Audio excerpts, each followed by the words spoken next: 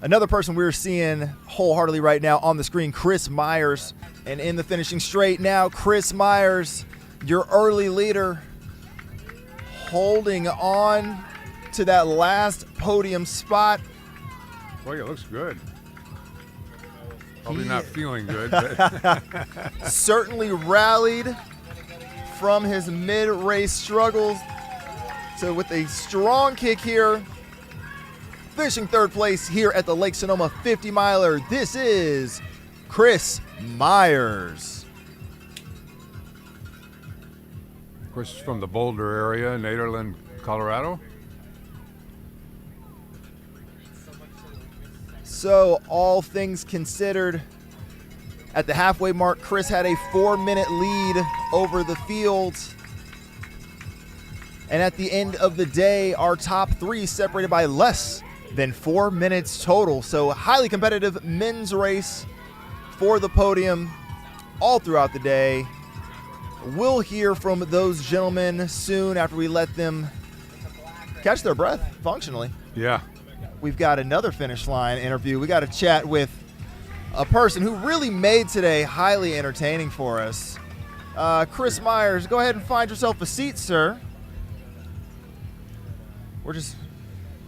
Don't step on the dog and we're all good. Hey, Chris, dude, first off, how are you doing? I'm doing okay. I don't feel too messed up, but it was a very interesting day. More of a, the classic story of you feel great until you don't. But, I think I tried to make the best of what happened in the end. Yeah, talk to us about it, because you definitely had, you weren't necessarily aggressive at the start, but like you were front running, you were making moves happen, and then at the halfway point you had a bit of a gap. So sort of what was your mindset going into it? Did you anticipate taking the lead and creating a gap that early? And how did it all play out? I think I separated from Steven at around mile 5. And then he ended up catching me at Warm Springs 2, which was 37-ish. So 33 miles or 32 miles of just solo running.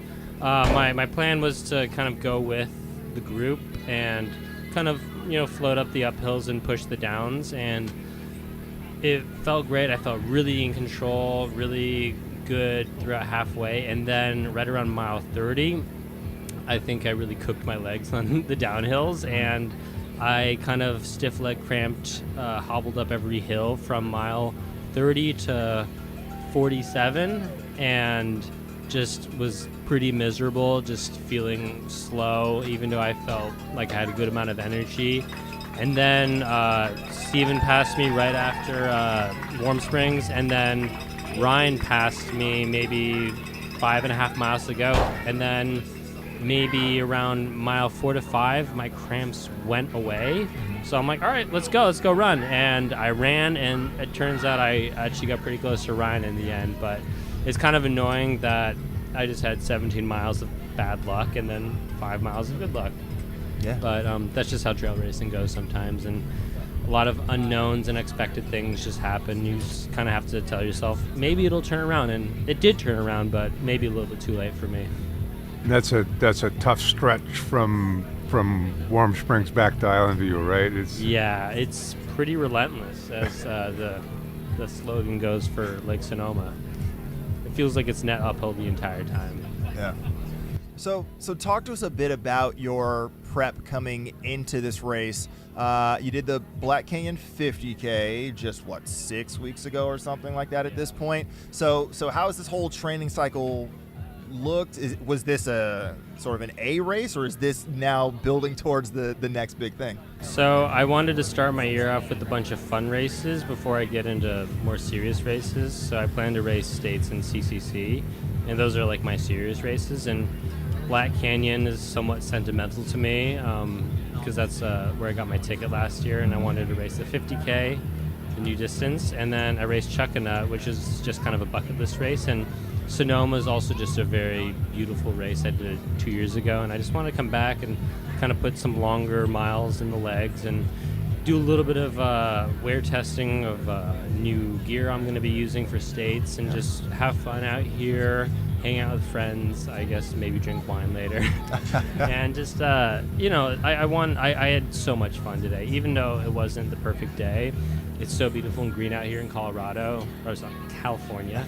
It's getting green in Colorado finally, but I just want to have some fun before I kind of put on the serious hat and race harder. And today was just a good exercise and having fun, but also making myself hurt for a while and just seeing how that happens and how I'm going to respond to that. So that's kind of where I'm at right now. Yeah, having watched you for pretty much every race you've ever run, or at least it feels that way, at least since McDowell Mountain. This might have been the first time where it seemed like you sort of had to like a struggle and then rally, like from at least from the outsider perspective. So, That's pretty accurate. How do you? I mean, obviously this is still relatively fresh, but sort of how are you processing not just sort of like having a dip for the first time in a longer race, but also like your ability to sort of be resilient there in that last 5 miles and turn it around? I think it's good to mentally prepare for worst case scenarios. So when I got passed by Steven, when I got passed by Ryan, I went into the race preemptively thinking about how am I going to respond when I get passed, because that's a very, it's a reality in trail racing, and they're both amazing runners. So I was not surprised when they passed me, and I didn't go mentally spiral, which is really good. It's good practice for that. But I was just kind of more frustrated and just like the luck of the day. But I kept telling myself, this might turn around, because my cramps weren't awful. They were only happening on the uphills, and I was just like stiff legging it, and then they loosen up a little bit on the downhills, and then just go up another hill. And I think there was a bit of a flat section around 5 miles to go, and I think that just kind of gave my legs like enough time to just loosen up and pick up some speed and change of pace. And then when I found that I wasn't cramping, I just latched onto that opportunity, and then just like tried to run the last 5 as fast as I could, or just as much as I could. I was still having kind of a few cramps here and there, but it was actually to a point where I could run. And you just got to take opportunities as they present themselves. And Ryan was telling me he was so surprised that he saw me. I'm like, that's just trail racing. And it's like, that's one of the coolest feelings when you see a guy running up front and then you pass him like 5 miles to go. You're like, yeah, this is why I do this sport. So I've often been kind of like a back end racer, but it's good to try and be a little bit more aggressive and, maybe take it a little bit from the gun and see what happens. And maybe this was a good test to find a limit of mine, and now I know maybe don't push the downhills that hard that early, because I think maybe a few percent slower throughout the first half would have done wonders for me in the second half. Even if I had like 3 miles less of cramping, it could have been higher up on the podium. Who knows? But I wouldn't have known that unless I tried it. Yeah, every now and then you got to take a big swing. So yeah, it's best to learn those lessons now when it's a race you're building through than it's a great training race, and they can't all be bangers. You got to feel good about coming back though, right? I mean, if you'd struggled all the way in, you would have been miserable, but having that rally at the end, it's got to feel good. Yeah, no, and then it's a great silver lining to be like, I did get close to second place in the end. Like I don't think I could have got him like any other, like he felt better today. He raced really smart. He just was very calm and collected, and I think it just shows that there's many different approaches to racing. Like you see people racing in Black Canyon. There were a lot of people that went out in the 100K to go make a name for themselves and just go really hard, or the people who went a little bit more cautious. Like you can see which really pays off, and sometimes being cautious is the right way to go, but it's also really cool to go out fast and take a risk and try that. But yes, it was pretty validating to have that little kick at the end. I just wish it was like mile 7 or 7 miles to go. And what kind of training block do you have in store now for Western States? Well, this kind of showed me I might need to work on my downhill durability a little bit more. and just a lot of miles, a lot of heat training. I've only barely done some heat training for this race, and luckily it didn't get too hot until the very end, but just the typical lots of miles, lots of vert, lots of heat training for states, and then pivot over to Europe and just get good at hiking. Is the plan to basically just kick it in Colorado until Western States, or are you going to be doing some training weekends? Where were we taking your talents? I'm going to do a few training weekends. One is the States training camp, but I'll also go out to Canyons 100K and do some crew running and maybe do some more course running. Not that you really need to do too much course running if you've already run states, but it's always good to just see the course and kind of envision what you're going to be doing when you're suffering, mile 80 or 90 even. Thinking about the next, what are we at, 9 weeks now or something to states?